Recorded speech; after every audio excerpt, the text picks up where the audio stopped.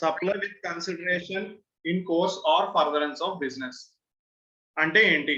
Supply for consideration in course or furtherance of business అనే heading లో next part కి వెళ్తున్నాం. ఇట్స్ అన్ ఇంక్లూజివ్ మీనింగ్ అని ఇచ్చాడు హెడ్డింగ్.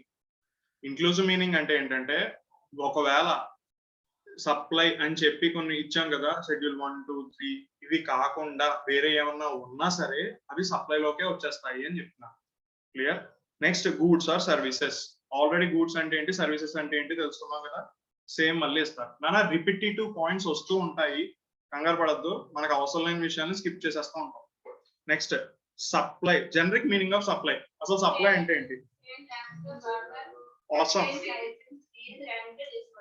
ఓకే నాన్న, ఈ వర్డ్స్ లో ఏమైనా డౌట్ ఉందా? సార్ సేల్ అంటే కొనమ్మడం, ట్రాన్స్ఫర్ అంటే ఫస్ట్ ఇచ్చేస్తాము, తర్వాత చూసుకుంటాం అసలు ఏంటి అనేది. నెక్స్ట్ బార్టర్ అంటే, ఎక్స్చేంజ్ కి బార్టర్ కి తేడా ఏంటంటే డబ్బులు ఇవ్వకపోవచ్చు, వేరే వస్తువులు ఇచ్చేయచ్చు. ఓకే, నెక్స్ట్ ఎక్స్చేంజ్ అంటే ఇప్పుడు ఇందులో ఎగ్జాంపుల్ చెప్తున్నాను. ఎక్స్చేంజ్ పాత ఫ్రిడ్జ్ ఇచ్చేసి కొత్త ఫ్రిడ్జ్ తీసుకుని ఇంకో 10,000 డబ్బులు ఇచ్చాను, ఇలాంటి కేసెస్ లో ఎక్స్చేంజ్ అనే వర్డ్ యూజ్ చేస్తాము. Next license, lease, rental same terminology వస్తుంది. లైసెన్స్ అంటే ఏంటంటే ఒక కాంపిటెంట్ అథారిటీ ఇచ్చేటప్పుడు లైసెన్స్ అంటాం. ఇప్పుడు నేను ఒక బిజినెస్ చేస్తున్నాను అనుకో, నేను ఒక రిజిస్ట్రేషన్ తీసుకున్నాను అనుకో, నేను కొందరికి లైసెన్స్ ఇస్తున్నాను అనుకో, అలా కానీ గవర్నమెంట్ కొన్ని లైసెన్స్లకు ఇవ్వడం కానీ, అలాంటి సిచ్యువేషన్స్ లో లైసెన్స్ అనే వర్డ్ ఇస్తాం. ఏంటి అది? నేను వాడుకోవచ్చు, ఆ పని నేను చెయ్యొచ్చు, ఇలాంటి విషయాలు. నెక్స్ట్ లీజ్, రెంట్ రెండు సేమ్ టైప్ ఆఫ్ ఆస్పెక్ట్స్, కొంచెం డిఫరెన్సెస్ వస్తాయి. రెంట్ అంటే తెలుసు కదా, సర్టెన్ అమౌంట్ ఆఫ్ మనీకి సర్టెన్ పీరియడ్ కి మనం మాట్లాడుకుంటాం. లీజ్ అంటే ఇంకొంచెం కాంప్లికేటెడ్ ఉంటాయి టర్మ్స్ అండ్ కండిషన్స్, దాన్ని లీజ్ అంటాం. ఏజ్ 19 అయ్యిందా? ఓ, మీకు లీజుల గురించి అసలు చెప్పక్కర్లేదు. అయితే ఏ టైప్ ఆఫ్ లీజెస్ ఉంటాయి? Okay, clear. ఆ రెండు పదాలు వచ్చినాయి కదా, చాలు. Next supply should B for consideration. ఖచ్చితంగా కన్సిడరేషన్ ఉండాలి. ఇందులో పాయింట్ ఏంటంటే it can also be made by a third person. Okay, సప్లైలో డబ్బులు రిసిపియంట్ నుంచే రావాల్సిన అవసరం లేదు, బయట వాళ్ళు ఇచ్చినా పర్లేదు. చిన్న ఎగ్జాంపుల్ చెప్పనా, నేను సర్వీస్ ప్రొవైడ్ చేస్తున్నాను, నేను scholar some organisation service provide చేస్తుంటే రిసిపియంట్ మీరు, కానీ కన్సిడరేషన్ మీ పేరెంట్స్ ఇస్తున్నారు. ఓకే, క్లియర్ కదా. Next consideration, any payment made to be made or the but shall not include any subsidy given by the central government or state government.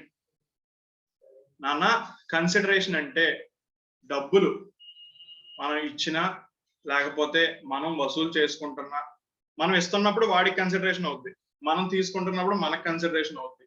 So ఇలాంటి payments monetary value కానీ వేరే విషయాల్లో కానీ ఇస్తున్నప్పుడు అన్ని కూడా కన్సిడరేషన్ లోకే వస్తాయి. ఎక్సెప్ట్ అంటే విచ్ ఎక్స్క్లూడ్స్, గవర్నమెంట్ ఎప్పుడైనా సబ్సిడీ ఇచ్చింది అనుకో, అది కన్సిడరేషన్ లోకి తీసుకోకూడదు. ఓకేనా. నెక్స్ట్ పాయింట్ కూడా సేమ్.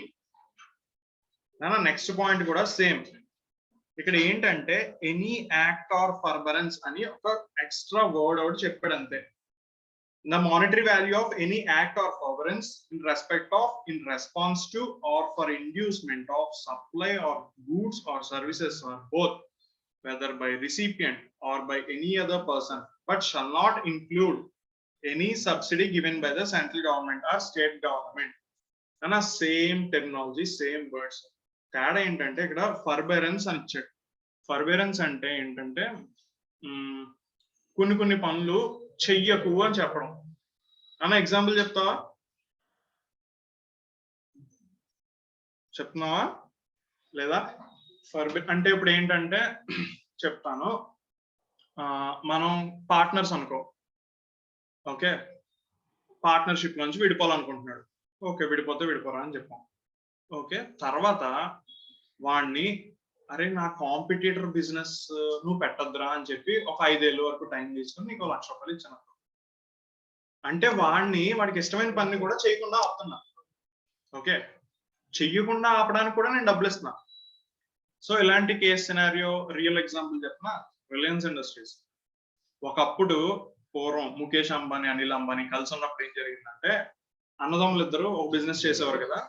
అప్పుడు ముఖేష్ అంబానీ అనిల్ అంబానీతో ఒక అగ్రిమెంట్ లోకి ఎంటర్ అయ్యాడు. ఇన్ని సంవత్సరాల వరకు నేను టెలికమ్యూనికేషన్స్ లోకి ఎంటర్ అవ్వను అని. ఆ అగ్రిమెంట్ ఎప్పుడైతే కంప్లీట్ అయిందో అప్పుడు జియోలో దూకాడు. ఓకేనా, అది యాక్ట్ ఆఫ్ ఫర్బరెన్స్.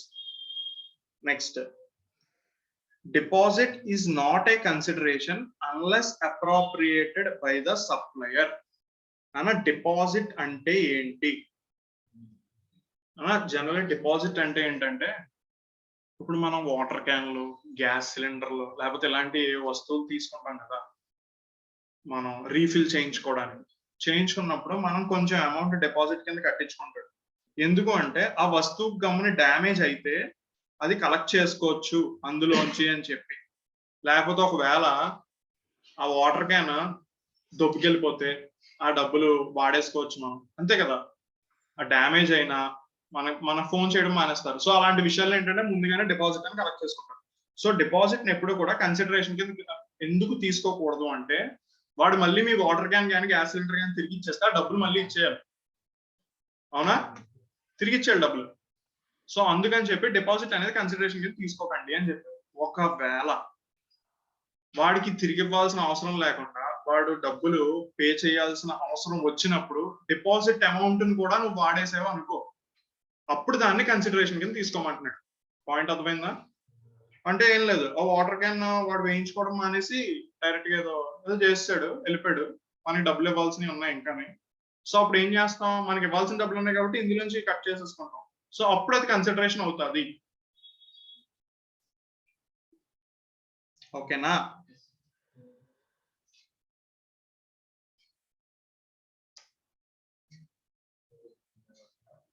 నెక్స్ట్ నానా సర్క్యులర్. నానా supply of art work to galleries not regarded as supply and not liable to GST. అంటే ఏంటి?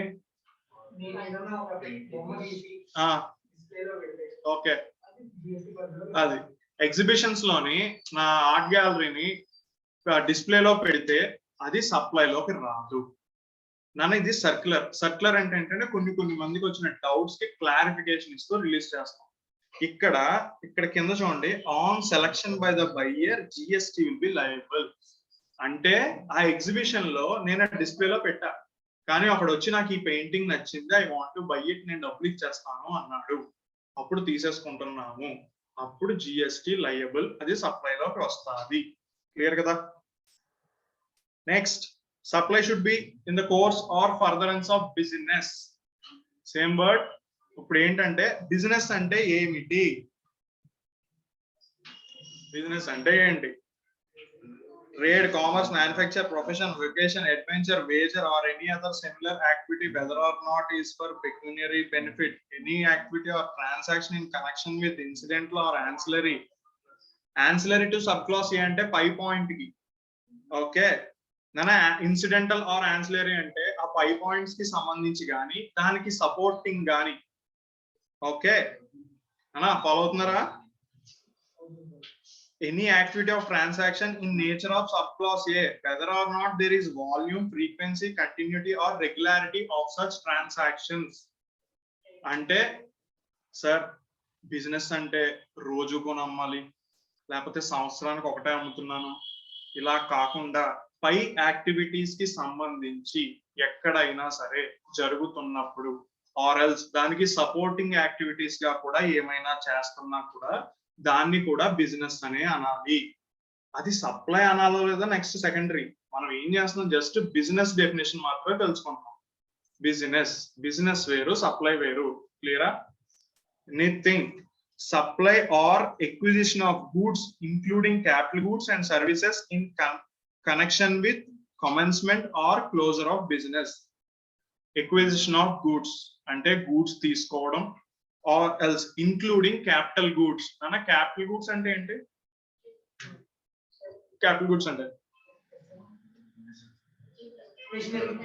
Okay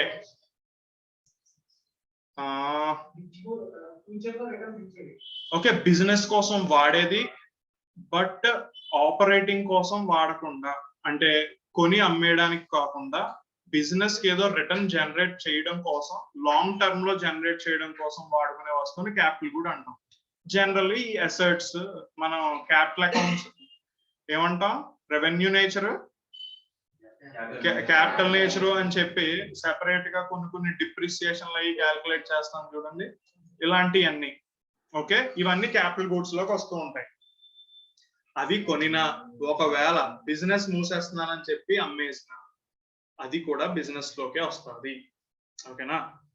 next, provision by a club, association, society or any such body for a subscription or any other consideration of the facilities or benefits to its members. అంటే any club గానీ, association or group of people గానీ join అయ్యి ఒక్కొక్కరు subscription వేసుకొని ఆ group లో members కోసం benefits create చేసుకుంటున్నారు అనుకో. అంటే ఇప్పుడు ఒక కాలనీలో మనుషులు అందరూ ఉన్నారు, అందరూ ఒక గ్రూప్ కింద ఫామ్ అయ్యి ఇంటికి ఇంత అమౌంట్ అని చెప్పి డబ్బులు వేసుకున్నారు. డబ్బులు వేసుకుని ఏం చేస్తున్నారంటే ఈ కాలనీలో చెప్పు ఫినాయిల్ డిస్ట్రిబ్యూట్ చేశారు. ఏంటది? ఓకే వినాయకుడు. ఓకే వినాయకుడు ఏదో చందా వేసుకుని వాళ్ళ ప్రసాదాలు డిస్ట్రిబ్యూట్ చేసుకోవడం, ఇలాంటి సంథింగ్ ఏదో యాక్టివిటీ క్రియేట్ చేస్తున్నారు. బెనిఫిట్స్ టు దేర్ మెంబర్స్, అది కూడా బిజినెస్ లోకే వస్తుంది. ఓకే, అది సప్లైలోకి వస్తుందా లేదా అనేది చెప్పట్లా, బిజినెస్ లోకి వస్తుంది. Okay, next, admission for consideration of person to any premises. Admission అంటే ఎంటర్ అవ్వడానికి. అడ్మిషన్ అంటే స్కూల్లో అడ్మిషన్ కాదు, లోనకి వెళ్ళడానికి. ఇప్పుడు ఒక పార్క్ ఉందనుకో, అంటే ఎలా అంటే for a consideration for the person to any premises. అంటే ఒక థియేటర్ ఉంది, థియేటర్ అనే ప్రెమిసెస్ లోకి నేను ఎంటర్ అవ్వడానికి ఏదో డబ్బులు కలెక్ట్ చేస్తాడు, అలాంటివి. అది కూడా బిజినెస్.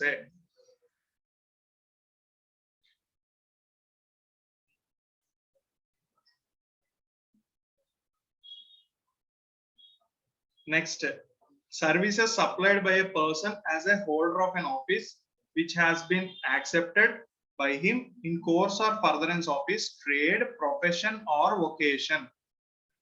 Services supply చేస్తున్నాడు డబ్బుల కోసం. Services supplied by a person as a holder of an office. ఒక ఆఫీస్ ఏదో పెట్టుకుని సర్వీసెస్ సప్లై చేస్తున్నాడు, which has been accepted by him in course or furtherance of his trade, profession or vocation. అన్న doubt ఉందా? Trade అంటే ఏంటి? కొని అమ్మడాలి. Profession అంటే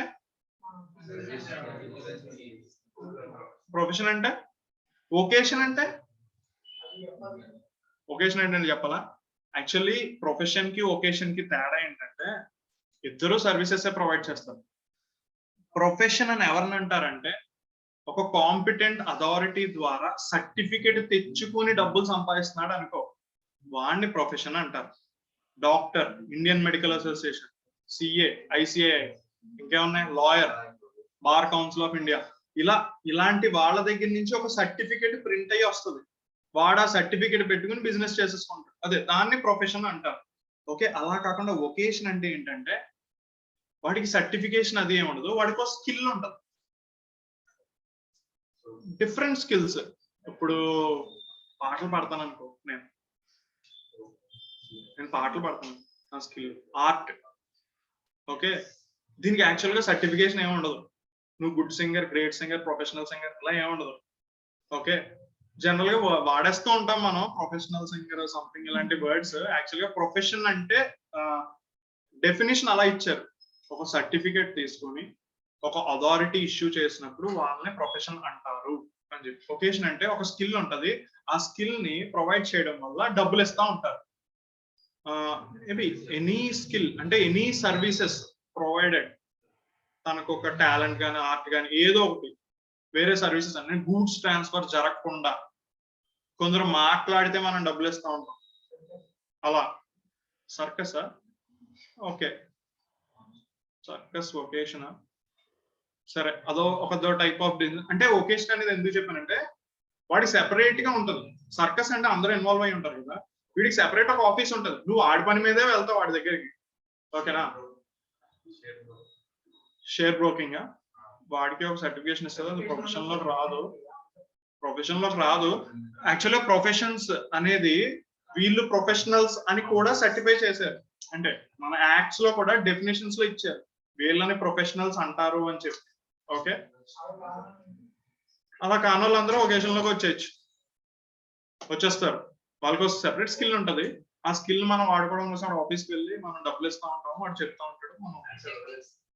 యా అవును, ఆస్ట్రాలజర్ కూడా సర్టిఫికేషన్లు ఉంటాయి కానీ అది ఒకేషన్ లోకి వస్తుంది. చాలా ఉన్నాయి కన్ఫ్యూజింగ్ పాయింట్స్ అన్ని. Next, activities of race club including by way of totalisator or a licensed bookmaker or activities of licensed bookmaker in such a club. Nana race, horse రేస్లు, బెట్టింగ్లు, క్యాసినోలు ఇవన్నీ ఉంటాయి కదా. ఆ డబ్బులు పూలప్ చేసేవాడు, పూలప్ చేసి ఈ యొక్క ఏమంటారా ఆ సిచ్యువేషన్ క్రియేట్ చేసేవాడు, బెట్టింగ్ క్రియేట్ చేసేవాడు, వీళ్ళని టోటలిసేటర్స్ అంటారు. ఓకే, సో వాళ్ళు చేసే యాక్టివిటీస్ కూడా బిజినెస్ లోకే వస్తాయి. Next, any activity or transaction undertaken by central government, state government or local authority in which they are engaged in public authorities. Government చేసే పనులు కూడా బిజినెస్ అని అన్నారు. డౌట్ వచ్చింది సార్, అదేంటి సార్ అక్కడ అలా అన్నారు? ముందు డెఫినేషన్ సరిగ్గా మనం అబ్జర్వ్ చేసి ఉంటే యాజ్ నోటిఫైడ్ అని చెప్పి ఇచ్చారు. అంటే గవర్నమెంట్ సర్వీసెస్ లో కూడా అన్ని జిఎస్టి సప్లై కాదు అని కాదు, గవర్నమెంట్ కొన్ని చెబుతుంది, అవి మాత్రమే సప్లై కాని వాటిల్లోకి వెళ్ళాలి, మిగతా అన్ని సప్లైలోకే వస్తాయి, మిగతా అన్ని బిజినెస్ లోకే వస్తాయి. ఓకేనా? గవర్నమెంట్ చేసే ప్రతి పని సప్లైలోకి రాదు అని కాదు. ఓకే, పోస్ట్ ఆఫీసులు ఉంటాయి, మామూలు చెప్తున్నా, జనరల్ గా చెప్తున్నా, పోస్ట్ ఆఫీస్ సప్లైయా కాదా, జిఎస్టీ లెవీ చేస్తారా లేదా అనే విషయం గురించి నేను మాట్లాడలే. పోస్ట్ ఆఫీస్ ఉంటది, జనరల్ పబ్లిక్ కే సర్వీసెస్ ప్రొవైడ్ చేస్తాయి, బట్ డబ్బులు కలెక్ట్ చేస్తారు. ఓకే, దాని మీద జిఎస్టీ లెవీ చేయొచ్చా లేదా? అండ్ నెక్స్ట్ గవర్నమెంట్ కంపెనీస్ ఉంటాయి, అవునా, భారత్ హెవీ ఎలక్ట్రికల్స్ లిమిటెడ్, ఇలా గవర్నమెంట్ కంపెనీస్ ఉంటాయి. మరి అది పబ్లిక్ కే సర్వ్ చేస్తుంది యాక్చువల్ గా చెప్పుకోవాలంటే, కానీ అది చేస్తుంది వ్యాపారం, జిఎస్టీ వెయ్యాలి. ఓకే, ఇలా అన్ని యాక్టివిటీస్ ని సప్లై డెఫినేషన్ లో తీలే, కొన్ని మాత్రమే తీశారు. ఎందుకంటే గవర్నమెంట్ యాక్టివిటీస్ అన్ని కూడా ఎక్స్క్లూడ్ చేస్తారు అనుకో, ఏమంటారు, సప్లై డెఫినేషన్ లోంచి ఎక్స్క్లూడ్ చేసేస్తే కాంపిటీటర్స్ ఉంటారు కదా, వాళ్ళతో సమానంగా ఉండదు కదా బిజినెస్. అప్పుడు వీళ్ళకి జిఎస్టీ తగ్గిపోద్ది. అప్పుడు ఆటోమేటిక్ గా ఏం చేస్తారు, ఎక్కడైతే రేట్ తక్కువ దొరుకుతుందో అక్కడికి బిజినెస్ వెళ్తుంది, అంతే కదా. ఇప్పుడు బిఎస్ఎన్ఎల్ ఉంది, సరదాగా ఎగ్జాంపుల్, బిఎస్ఎన్ఎల్ కి జిఎస్టీ ఛార్జ్ చేయలేదు అనుకున్నాం అన్ని డేటా ఛార్జెస్ లో, ఈ మిగతా అందరికి జిఎస్టీ ఛార్జెస్ కూడా పడతాయి అనుకో, వీడికి ఆబ్వియస్లీ జిఎస్టీ ఛార్జ్ చేయట్లేదు కాబట్టి ఎక్కువ కస్టమర్స్ వీళ్ళ దగ్గరికి వెళ్ళిపోతారు. సో అలా ఉండకూడదు, బిజినెస్ లో అందరూ సమానంగానే చెయ్యాలి అని చెప్పి గవర్నమెంట్ ఇలాంటి విషయాల్లో జిఎస్టీ అది లెవీ చేయదు, అదే లెవీ చేస్తుంది, అందరితోనే సమానంగానే బిజినెస్ చేస్తారు. ఓకేనా? నెక్స్ట్, ఈ ఎగ్జాంపుల్స్ అన్ని మీరు క్యాజువల్ గా చదవండి, తర్వాత ఏమైనా డౌట్స్ అవి ఉంటే అడుగుతూ ఉండండి. నెక్స్ట్ టైం ఇస్తా. Supply should B made by A taxable person. Supply should B made by A taxable person అంటే ఎవరైతే టాక్సబుల్ లో వాళ్ళు చేస్తేనే అది సప్లై అవుతుంది అన్నారు. ఎవరు టాక్సబుల్ అంటే రిజిస్ట్రేషన్ చేయించుకున్న వాళ్ళు ఆర్ ఎల్స్ చేయించుకోవాల్సిన అవసరం ఉన్నవాళ్ళు. కొందరు ఉంటారు, వాళ్ళు తెలియకో లేకపోతే ఎందుకో కానీ కావాలని చేయించుకోలేదు అనుకో, వాళ్ళు కూడా ట్యాక్సిబుల్ పర్సన్స్ లోకే వస్తారు. రిజిస్టర్ అయిన వాళ్ళు ఎలాగో వస్తారు. రిజిస్టర్ అవ్వాల్సిన అవసరం ఉన్నా సరే రిజిస్టర్ అవ్వని వాళ్ళు ఉంటారు, వాళ్ళు కూడా ట్యాక్సిబిలిటీ ప్రొవిజన్ లోకి వస్తారు. ఓకేనా. నెక్స్ట్ ఈ పాయింట్ అంటే hence A supply between two non taxable persons does not constitute taxable supply under GST. Clear. Non taxable supplies, non taxable persons మధ్యన జరిగిన సప్లై ఏది కూడా సప్లై కాదు. క్లియర్.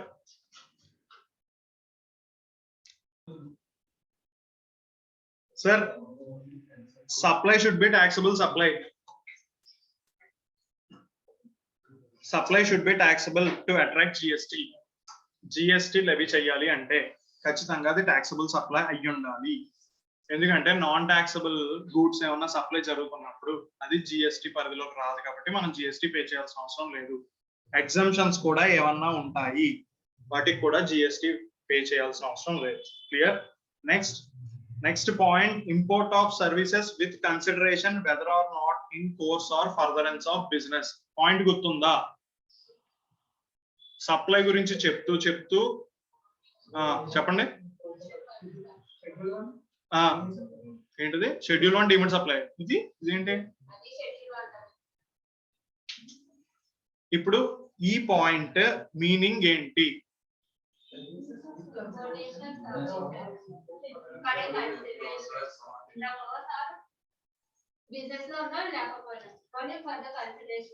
మనకి ప్రతిసారి కన్సిడరేషన్ ఉండాలి, in course of furtherance of business అయి ఉండాలి అన్నారు కదా అన్న. డిమాండ్ సప్లై ఇది వస్తుందా?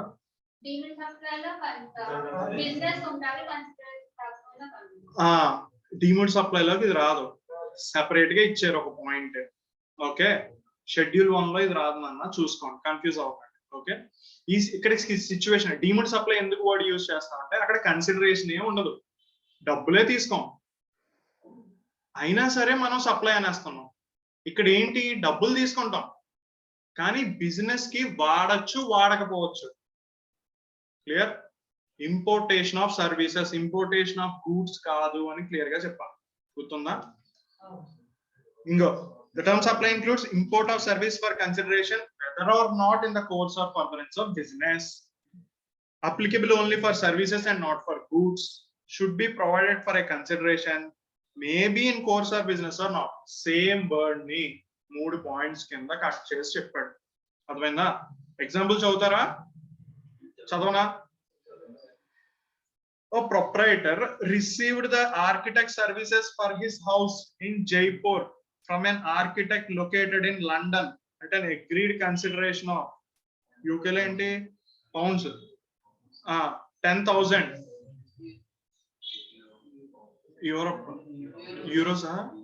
euros. The import of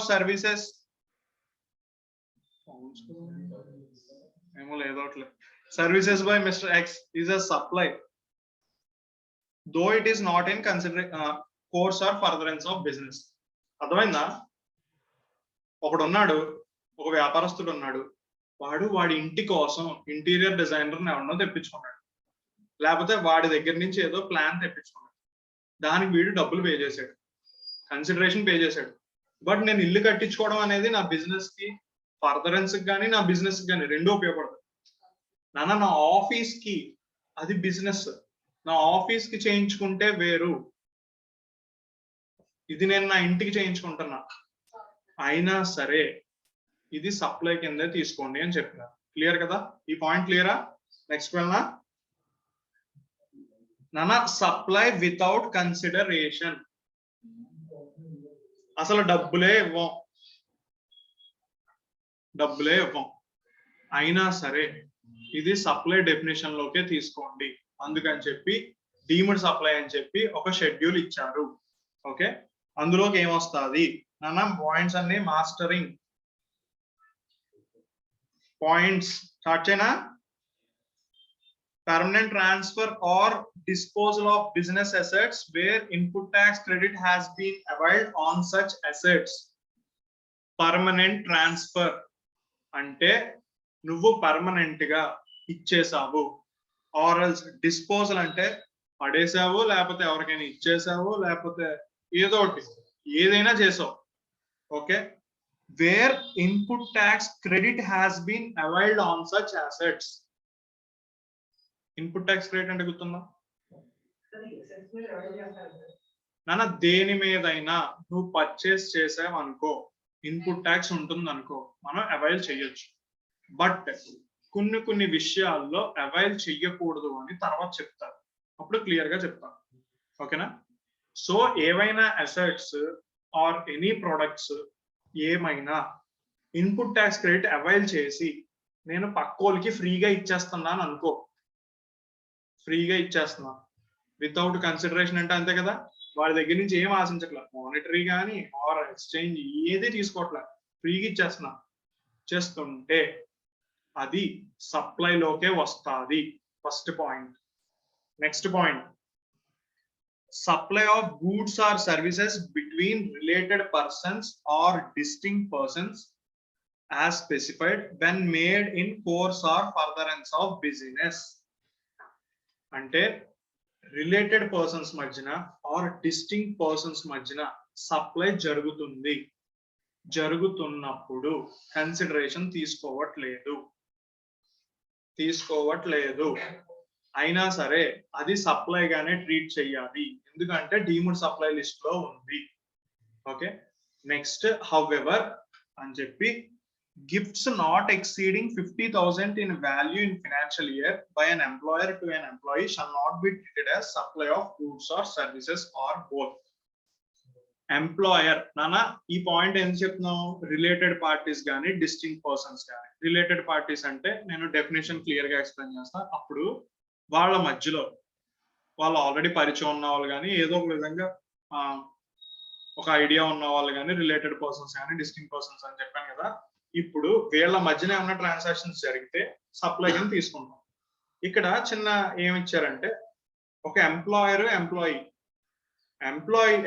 కానీ 50,000 లోపు ఏమన్నా గిఫ్ట్స్ ఇస్తే అది జిఎస్టిలో తీసుకోవాల్సిన అవసరం లేదు, డీమ్డ్ సప్లైలో తీసుకోవాల్సిన అవసరం లేదు. ఓకేనా? అది సప్లై కాదు. 50,000 1 రూపీ ఇస్తే తీసుకోవాలి డీమ్డ్ సప్లై. ఓకే, 1 రూపీని కాదు, మొత్తం 50,000 1 రూపీని.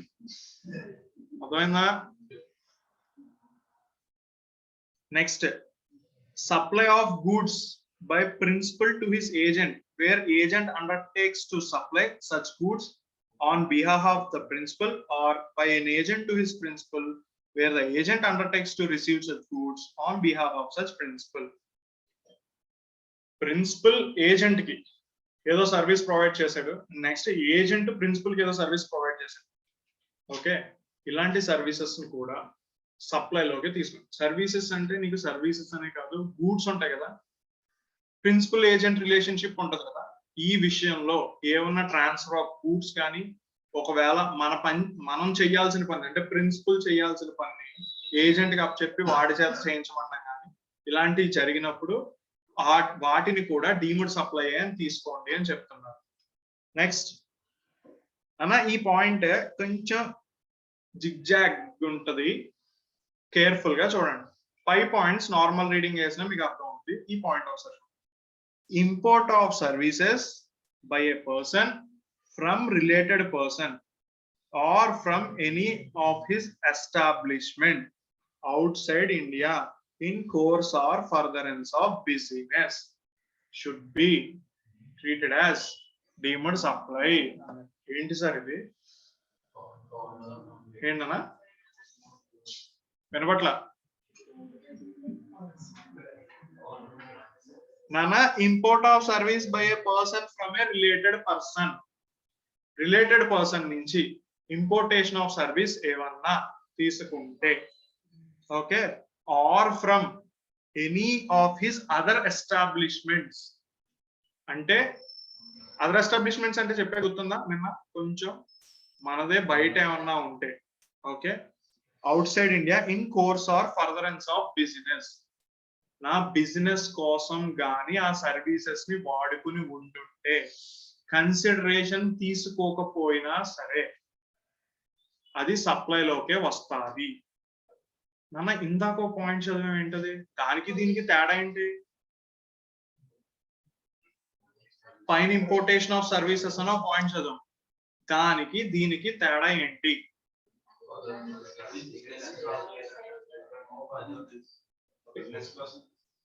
ఇది బిజినెస్ కోసం, అది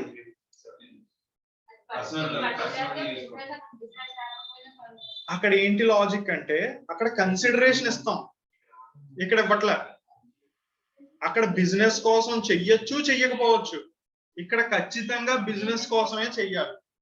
మళ్ళీ రిలేటెడ్ పర్సనే అయ్యి ఉండాలి. అక్కడ రిలేటెడ్ పర్సన్ అయ్యి ఉండొచ్చు, అవ్వకపోయి ఉండొచ్చు. కొంచెం ఓపిక పట్టండి, చిన్న టేబుల్ ఉంటుంది, క్లారిటీ పెరుగుతుంది.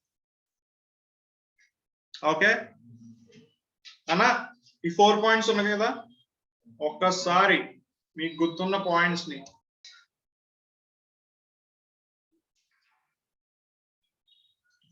అన్నా, permanent transfer or disposal of business assets where ITC has been availed on such assets.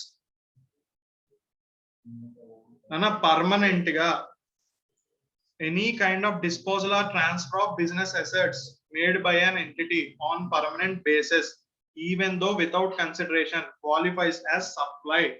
అర్థమైందా?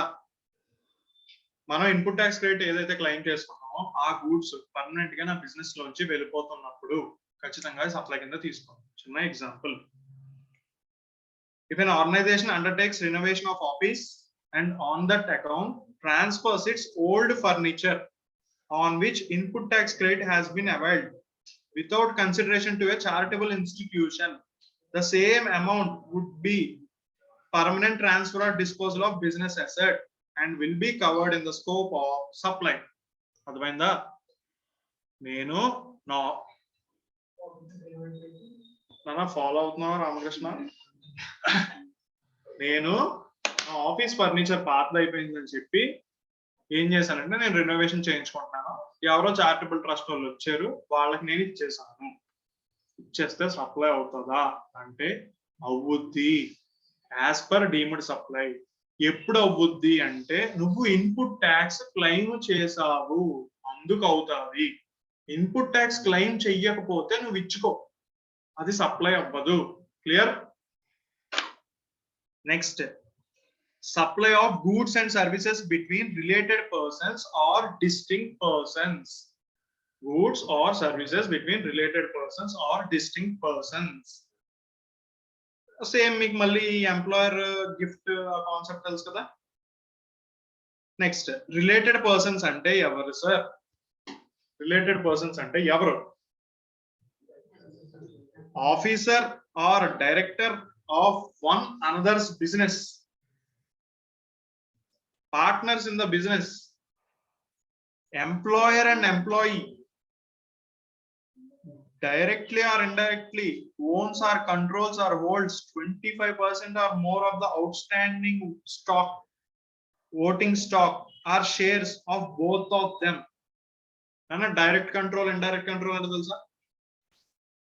Generally A B ni direct ga ekku voట్లు క్లెయిమ్ చేసింది అనుకో, డైరెక్ట్ గా ఏ బిని కంట్రోల్ చేసింది అంటాం. అలా కాకుండా ఇక్కడ బికి ఏదో సబ్సిడరీ ఉందనుకో, దీన్ని మెజారిటీ పోర్షన్ లో దీన్ని కంట్రోల్ చేస్తాం అనుకో, ఆటోమేటిక్ ఇది కూడా కంట్రోల్ వచ్చేది కదా. సో అలాంటివి. క్లియర్ కదా? Next, both of them are directly or indirectly controlled by a third person.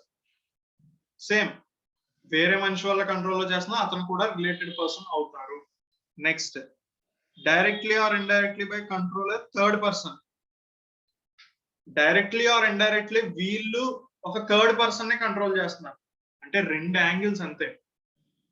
మనల్ని ఒకరు కంట్రోల్ చేస్తున్నప్పుడు, ఒకవేళ మనం ఇంకొకరిని కంట్రోల్ చేస్తున్నాం. Okay, next, they are members of the same family related persons. Next, person includes legal persons also. Legal persons అంటే మిగతా వాళ్ళు, లా పరంగా ఎవరైనా ఇన్వాల్వ్ అయ్యి ఉంటుంటే వాళ్ళు కూడా, అంటే ఏమన్నా రిజిస్ట్రేషన్లు అయ్యి చేయిస్తున్నాం వాళ్ళు కూడా రిలేటెడ్ పర్సన్స్ అవుతారు. Next, persons who are associated on business of one another, one is the sole agent or sole distributor or sole concessionaire described so of the other shall be deemed to be related. అంటే ఏంటంటే నా business కి వీడు ఒక్కడే distributor, అంటే తెలుసా, నాకు వీడు రా మెటీరియల్ సప్లై చేస్తేనే నేను బిజినెస్ చేయగలను. అలాంటి వాళ్ళు, అంటే అలాంటి వాళ్ళు కూడా రిలేటెడ్ పర్సన్స్ అని ఎందుకు అంటారు అంటే, వాడు కానీ రా మెటీరియల్ సప్లై ఆపేసాడు అనుకో నీ బిజినెస్ అయిపోతుంది. సో ఇండైరెక్ట్ గా వాడికి కూడా చూసి కొంచెం కంట్రోల్ ఉంటుంది వాడికి కూడా. సో ఇలాంటి వాళ్ళు కూడా వస్తారు అని చెప్తున్నాను. Okay, family means spouse and children, parents, grand parents, brothers, sisters of a person. They are wholly or mainly dependent on the said person. Okay, ఎవరికి వాళ్ళకి సెపరేట్ ఇన్కమ్స్ ఉంటే వేరు, బట్ జనరల్ గా ఫ్యామిలీ అంటే మొత్తం వీళ్ళందరూ వస్తారు. అక్కడ వరకు క్లియర్ కదా. నెక్స్ట్ నాన్న ఇది గిఫ్ట్ పాయింట్. నెక్స్ట్ ఈ పాయింట్ ఇంపార్టెంటే కానీ తర్వాత చెప్తాను. ఒకసారి చదువుతున్నాను, గుర్తుపెట్టుకోండి, తర్వాత మళ్ళీ డిస్కస్ చేస్తాం. Perquisites by employer to employee. Perquisites అంటే తెలుసా, పర్క్స్ అంటారు జనరల్ గా షార్ట్ కట్ లో. మీకు డిటి స్టార్ట్ అయినప్పుడు క్లియర్ ఎక్స్ప్లెనేషన్ వస్తుంది. చిన్న చిన్న బెనిఫిట్స్ ఇస్తూ ఉంటారు అనమాట, అలాంటివి పర్క్ విజిట్స్ అంటాం. Okay, it must be noted that services by an employee to employer in the course or in relation to an employment is outside the scope of GST. అంటే employer ఎంప్లాయీకి కొన్ని perk visits అయ్యిస్తాడు, అవి GST scope నుంచి బయట ఉన్నవి అని చెప్తున్నాడు. ఎందుకు ఈ పాయింట్ అన్నాడు అనేది నెక్స్ట్ తెలుసు. ఓకేనా,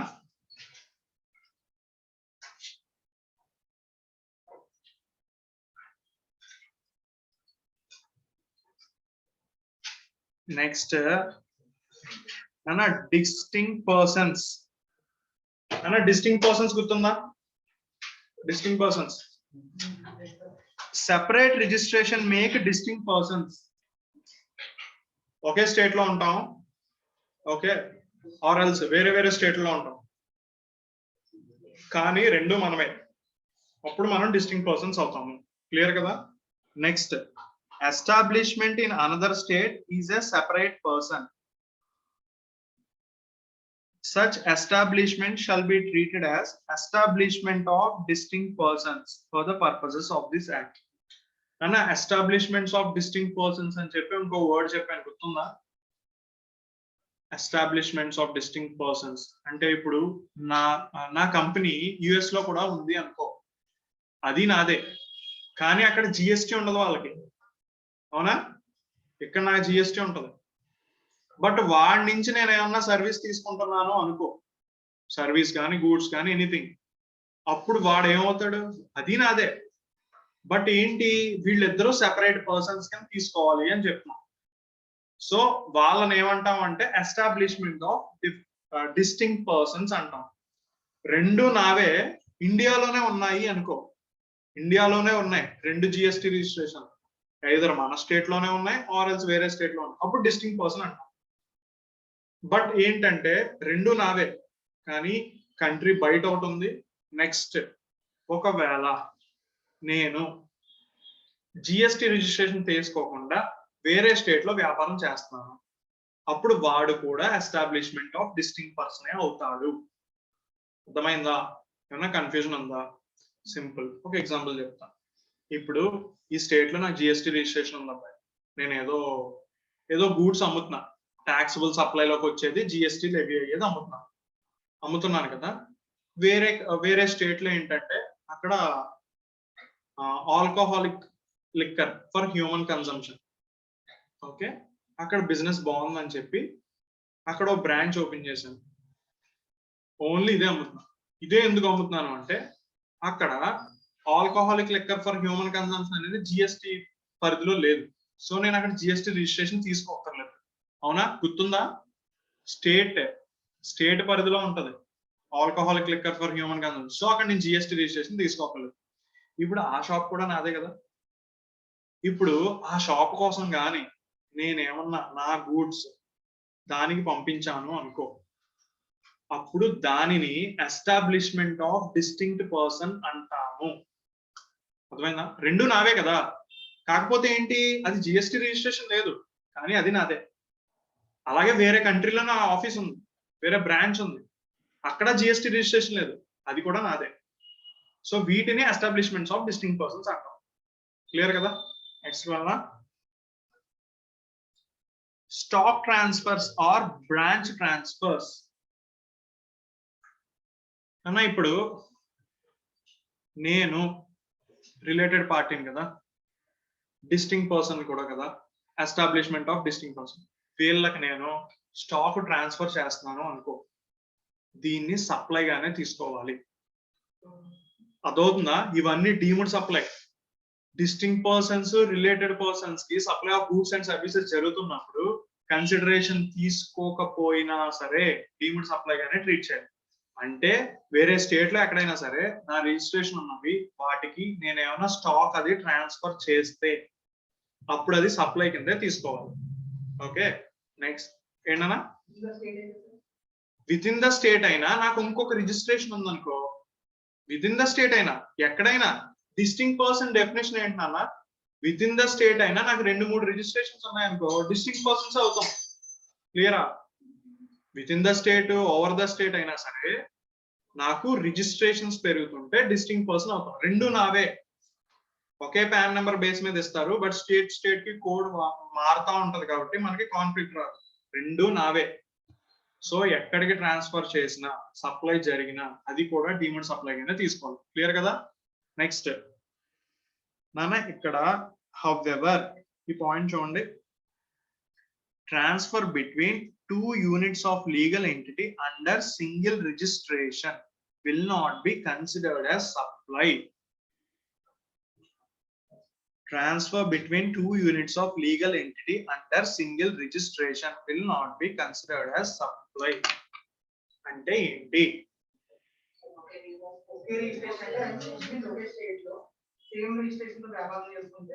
ఒకే రిజిస్ట్రేషన్ ఉంది, ఓకే, ఒకటే రిజిస్ట్రేషన్, నాది బ్రాంచ్ ఆఫీస్ వేరే చోట ఉంది.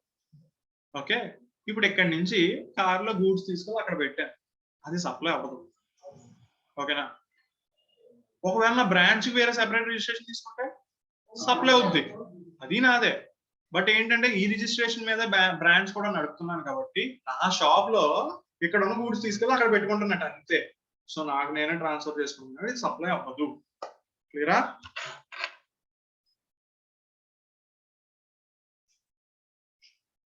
నెక్స్ట్ నాన్న, circular important.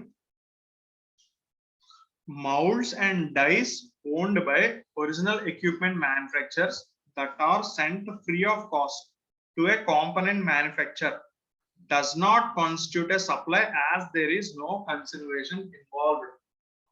And original equipment manufacturers sent to component manufacturers. And molds and dies అంటే తెలుసా? ఓకే, వాటికి సంబంధించిందా? మౌల్డ్స్ అంటే ఇప్పుడు వినాయకుడు విగ్రహం ఉంటుందా, మనం బయట మట్టి వినాయకుడు బొమ్మ కొంటా ఉంటాం. కొన్నప్పుడు మీరు అబ్జర్వ్ చేసుకుంటే క్లే తీసుకొచ్చి ఒక దాంట్లో టక్మన్ వేసేసి కొడేస్తారు, దాన్ని మౌల్డ్ అంటాం. ఆ షేప్ ఆల్రెడీ డిజైన్ చేసి ఉంటది, సో దాంట్లో ఏం వేసినా ఆ షేప్ లో వచ్చేస్తా ఉంటది, వీటిని మౌల్డ్ అంటాం. డైస్ కూడా అంతే, సెపరేట్ డిజైన్ ఉంటది. అవి వేరే పర్పస్ కోసం వాడినప్పుడు, అంటే చూడు చీరల మీద డైస్ అలా వాడుతూ ఉంటారు. ఓకే, వీళ్ళు ఒరిజినల్ ఎక్విప్మెంట్ మ్యానుఫ్యాక్చరర్స్ అంటే ఒరిజినల్ ఆథరైజ్డ్ పర్సన్స్ ఉంటారు. వాళ్ళు వాళ్ళ పని చేయించుకోవడం కోసం ఈ డైస్ ని కానీ వేరే వాళ్ళకి ఇచ్చారు అనుకో, కాంపోనెంట్ మ్యానుఫ్యాక్చరర్స్ అని చెప్పి ఇంకోళ్ళు ఉన్నారు, వాళ్ళకి ఇచ్చారు అనుకో, నీ పని చేయించుకోవడం కోసం ఈ గూడ్స్ పంపించాల్సి వచ్చింది. సో ఈ పంపించావు కదా, ఇది సప్లై అవ్వదు అంటున్నారు. ట్రాన్స్ఫర్ చేశాను కదా, సప్లై అంటే ఏంటి? సేల్ జరిపింది అన్నట్టు. యాక్చువల్గా నీ పని చేయించుకోవడం కోసం నువ్వు ఆ మౌల్డ్స్ ని తీసుకెళ్లి వాడికి ఇచ్చి నువ్వు పని చేయించుకుంటున్నావు, మళ్ళీ తెచ్చేసుకుంటావు, లేకపోతే ఉంచేసుకుంటావు, లేకపోతే ఆ మౌల్డ్ పాడైపోతే అక్కడే వదిలేస్తావు. బట్ ఇది సప్లై డెఫినేషన్ లోకి రాదు అని చెప్తున్నారు. ఓకేనా? ఎందుకు అంటే అక్కడ కన్సిడరేషన్ ఇన్వాల్వ్ అయ్యి ఉండదు. ఏనా బ్లాంక్ అయ్యా ఏంటన్నా? అవును, ఇలాంటి కేసులోనే నీకు అలా తీసుకోకూడదు అని చెప్తున్నారు. ఇప్పుడు నాన్న ఈ పాయింట్ కన్ఫ్యూజ్ అయ్యారా? ఇవన్నీ ఏంటి? కన్సిడరేషన్ లేకపోయినా సరే ఇవి డీమ్డ్ సప్లై కింద తీసుకోవాలి అని చెప్పారు. ఇక్కడ ఏంటంటే ఒరిజినల్ ఎక్విప్మెంట్ మ్యానుఫ్యాక్చరర్స్ ఉన్నారా, వాడు కాంపోనెంట్ మ్యానుఫ్యాక్చరర్స్ అని ఇంకొకడు ఉన్నాడా, వాడికి నేను గూడ్స్ పంపిస్తున్నాను. జనరల్ గా మీరు రిలేటెడ్ పార్టీస్ అనుకుంటారేమో అని చెప్పి ఇది సప్లై డెఫినేషన్ లోకి రాదు అని చెప్తున్నారు, డబ్బులు లేకపోయినా సరే. అర్థమైందా? ఇది స్పెషల్ కేస్, అందుకే నీకు సర్క్యులర్ లో సెపరేట్ గా ఇచ్చారు. ఓకేనా అలా ఫాలో అయ్యారా? డైస్ అదిని మనం ట్రాన్స్ఫర్ చేసాము, కాంపోనెంట్ మ్యానుఫ్యాక్చర్స్ సెపరేట్ గా ఉంటారు కదా వాళ్ళకి. ఓకే, మనం ఎప్పుడు ఒక మెయిన్ గుర్తు పెట్టుకోవాల్సిన విషయం ఏంటంటే ఏదైనా సరే సప్లై జరగాలంటే ఫస్ట్ మెయిన్ పాయింట్ ఏంటి, కన్సిడరేషన్ ఉండాలి, ఫర్దరెన్స్ ఆఫ్ బిజినెస్ ఉండాలి. ఫస్ట్ మెయిన్ పాయింట్ ఇది, దీని తర్వాత ఇవన్నీ. ఓకే, ఇప్పుడు ఈ మౌల్డ్స్ కాంపోనెంట్ మ్యానుఫ్యాక్చరర్స్ ఉందా, ఫస్ట్ పాయింట్ లోనే డిస్క్వాలిఫై అయిపోయారు, సో అది సప్లై కాదు. నెక్స్ట్ మిగతా పాయింట్స్ కి వెళ్ళి చూస్తాం. ఒకవేళ వాళ్ళు రిలేటెడ్ పార్టీసా, డీమ్డ్ సప్లైలోకి వచ్చారా, నెగిటివ్ లిస్ట్ లోకి వచ్చారా, అప్పుడు ఆలోచిస్తాం. సరేనా? అవన్నీ ఆలోచించేసే ఫైనలైజర్ కి ఆన్సర్. ఓకేనా? Nana supplies by a principal to agent or vice versa. Supply of goods by a principal to his agent, where agent undertakes to supply such goods on behalf of the principal, or supply of goods by an agent to his principal, where agent undertakes to receive such goods on behalf of such principal. అర్థమైందా? నేను agent ని నా principal తరపున goods collect చేసుకోవడానికి వెళ్ళమంటే వెళ్ళి goods collect చేసుకుంటా, or else goods అమ్మి పెట్టమంటే నేను అమ్మి పెడతాను. ఓకే, ఇలాంటి రిలేషన్షిప్ లో ట్రాన్స్ఫర్ జరుగుతున్నప్పుడు అది కూడా సప్లై కింద తీసుకోవాలా తీసుకోకూడదా? నానా ఇప్పుడు transfers between principal and agent అని చెప్పి రిలేషన్షిప్ అని చెప్పాను కదా, ఇప్పుడు వీళ్ళని సప్లై కింద తీసుకోవాలా తీసుకోకూడదా? గట్టిగా క్వశ్చన్ మార్క్ ఏంటన్నా? ప్రిన్సిపల్ ఏజెంట్ నాన్న, వీళ్ళిద్దరే సప్లై చేసుకుంటున్నారు నాన్న. ఓకే, కన్సిడరేషన్ లేదు నాన్న. ఇప్పుడు నేను సప్లైలో తీసుకోవచ్చా తీసుకోకూడదు? ఏంటి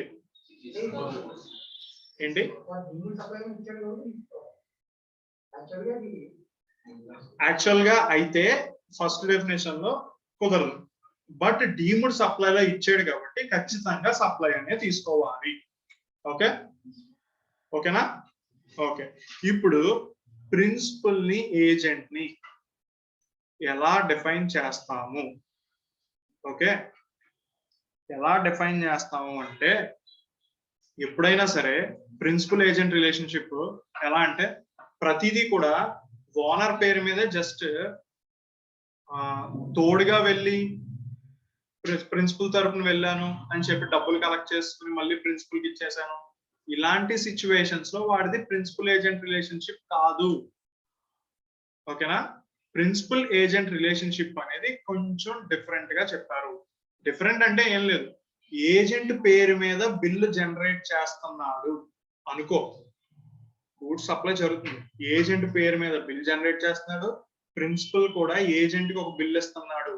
ఇలాంటి సిచ్యువేషన్ లో వాళ్ళ రిలేషన్షిప్ ఉంటుంది చూసా, ప్రిన్సిపల్ ఏజెంట్ రిలేషన్షిప్, అప్పుడు అది జిఎస్టి లోకి ఇన్వాల్వ్ అయ్యి ఉంటది, డీమ్డ్ సప్లై లో ఇంక్లూడ్ అవుతాది. ఓకేనా? నీకు కొన్ని సార్లు ఏజెంట్ కి రిజిస్ట్రేషన్ అవసరం ఉంటది, ఒకవేళ టాక్సిబుల్ లిమిట్ కన్నా తక్కువ ఉన్నది అనుకో, అప్పుడు ఏజెంట్ కి రిజిస్ట్రేషన్ అవసరం లేదు కదా. ఓకే, ఆ సిచ్యువేషన్ బట్టి నీకు రిజిస్ట్రేషన్ అవసరం ఉంటుందా లేదా. ఇప్పుడు జనరల్ గా ప్రిన్సిపల్ ఏజెంట్ రిలేషన్షిప్ అనేది సింపుల్ ఎగ్జాంపుల్ చెప్తాను, కాంప్లికేట్ చేయను. ఇప్పుడు టాటా మోటార్స్, టాటా ఇలాంటి కార్లు అమ్ముతున్నారు అబ్బా. ఓకే, యాక్చువల్ గా టాటా అనే కంపెనీ అమ్ముతుంది, అవునా? కానీ మనం లోకల్లో చూసుకుంటుంటే సమ్ షోరూమ్ పేర్లు ఏమైనా ఉంటాయి కదా, కేవీఆర్ ఏదో సంథింగ్, ఎస్ఆర్ఎంటి, ఇలా పేర్లు వేసుకుని వేరే వాళ్ళు ఆ ప్రొడక్ట్స్ అమ్ముతారు. ఇప్పుడు బిల్లు నీకు ఎవరిస్తారు? ఎస్ఆర్ఎంటి అని ఇస్తారు. SRMD అని ఇస్తారు. అర్థమైందా? యాక్చువల్గా టాటా వాడికి వీళ్ళు ఏజెంట్స్ అన్నమాట. అర్థమైందా? టాటా కార్స్, లారీలు ఏవి ఉంటాయి కదా, వాటి అన్నిటికి వీళ్ళు ఏజెంట్స్. బట్ బిల్లు మాత్రం SRMD పేరు మీద ఇస్తారు. ఓకే, ఏజెన్సీ రిలేషన్షిప్ లో ఇలా జరిగినప్పుడు అది సప్లై అవుతుంది, డీమ్డ్ సప్లై అవుతుంది. ఓకేనా? క్లియరా? ఓకేనా నాన్న? యాక్చువల్ గా ఈ థియరీ ఉంది కదా, థియరీ సింగిల్ రీడింగ్ వేయండి. వేసిన తర్వాత కొంచెం కన్ఫ్యూజ్ అవుతారు థియరీ చదివిన వెంటనే. తర్వాత ఇవన్నీ ఎగ్జాంపుల్స్ ఉన్నాయి కదా, సరే ఎగ్జాంపుల్స్ చూద్దామా? నేను ఇప్పుడు పైన ఒక కాన్సెప్ట్ చెప్పాను కదా, ఇలా జరిగినప్పుడు అది ఏజెన్సీ రిలేషన్షిప్ అని చెప్పాను. ఎగ్జాంపుల్స్ చదువుదాం, క్లారిటీ పెరుగుతుందని చూద్దాం. సరేనా? Mister A appoints Mister B to procure certain goods from the market. Okay, Mr. B identifies various suppliers who can provide the goods as decided by Mr. A. అర్థమైందా? ఏ బిని ఏదో agent కింద appoint చేసుకున్నాడు. ఎందుకు అంటే బయట నాకు కావాల్సిన రేట్ లో ఏమన్నా గూడ్స్ ఉంటే వెతికి పెట్టరా అని పెట్టాడు. Okay, and ask the supplier to send the goods and issue the invoice directly to mister A. ఏం చేశాడంటే, నువ్వు వెతికి పెట్టి డైరెక్ట్ గా ఇన్వాయిస్ నాకే పంపించే అన్నాడు. Okay, in this scenario Mr. B is only acting as procurement agent and has in no way involved himself in supply or receipt of goods. Hence, in accordance with the provisions, Mr. B is not an agent of Mr. A for supply of goods. Point అర్థమైందా? అసలు వీడి involvement ఏం జరగలా, వీడు ఏం చేశాడు, తిరిగాడు కరెక్టే, కానీ ఏంటి, వాడికి డబ్బులు ఇచ్చేస్తాడు అంతేగాని బిల్లింగ్ వీడి మీద ఏం తయారవ్వదు. ఓకే, డైరెక్ట్ గా బిల్లింగ్ వీడి పేరు మీద వచ్చేస్తుంది. ఏజెంట్ అనేవాడు సెపరేట్ గా ఉన్నాడు అనే విషయం కూడా ఎవరికి తెలియదు. ఇలాంటి విషయంలో ఇది సప్లై అవ్వదు, అదే డీమ్డ్ సప్లై అవ్వదు. Okay, related parties principal agent అనే రిలేషన్షిప్ ఉంది కదా, ఆ రిలేషన్షిప్ లోకి ఇది రాదు అని చెప్తున్నారు. నెక్స్ట్ ఇంకొక ఎగ్జాంపుల్ చెప్పనా? Measures XYZ, a banking company, appoints Mr. B to auction certain goods. Auctioneer అంటే తెలుసు కదా, వేలం పాట కండక్ట్ చేసేవాళ్ళు. Arranges for the auction and identify the potential bidders. The highest bid is accepted and goods are sold to highest bidders by XYZ. The invoice for the supply of goods is issued by Measures XYZ to the successful bidder. In this scenario, the auctioneer is merely providing the auctioneering service with no role played in the supply of goods. Even in this scenario, Mr. B is not an agent of Measures XYZ for the supply of goods. అర్థమైందా? వేలం పాట conduct చేశాడు, వాడి డబ్బులు ఎవరికైతే ఎక్కువ ఉన్నాయో వాడికి చెప్పి ఏజెంట్ గాడి చేత బిల్ ఇప్పించి, సార్ వీడికి ఇచ్చేయండి, వీడికి అమ్మేయండి అని చెప్పి జస్ట్ మధ్యలో ఉన్నాడు అంతే. సో వీడు కూడా ఏజెంట్ కాదు. అలా కాకుండా ఈ గూడ్స్ ఏజెంట్ గాడు తీసుకుని వాడి నుంచి వీడి బిల్లింగ్ తెచ్చేసుకుని బయట వేలంపాట హైయెస్ట్ బిడ్డర్ అవడం ఉన్నాడో వాడికి ఏజెంట్ గాడి పేరు మీద బిల్ ఇచ్చాడు అనుకో, అరే ఇది మా ప్రిన్సిపల్ ప్రాపర్టీ, నేను బిల్ ఇస్తున్నాను, సప్లై నేనే చేస్తున్నాను, కంగారు పడుకో అని చెప్పి ఇచ్చాడు అనుకో, అప్పుడు ఏజెంట్ రిలేషన్షిప్ ఎంటర్ అవుతుంది. ఓకేనా? ఈ డెఫినేషన్ ప్రకారం. ఓకేనా నాన్న? మిగతా ఎగ్జాంపుల్స్ కూడా చదవండి, డౌట్ వస్తే డిస్కస్ చేద్దాం. ఓకేనా? నెక్స్ట్ డీమ్డ్ సప్లైలో లాస్ట్ పాయింట్ గుర్తుందా? Importation of service.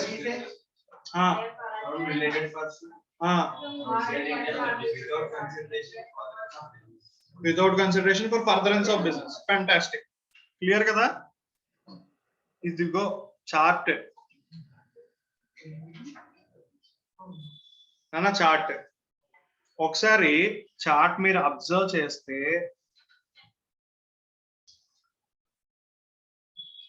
నాన్న, వితౌట్ కన్సిడరేషన్ అని చూడు, అది ఎక్కడ వస్తుంది? డీమ్డ్ సప్లైలో వస్తుంది.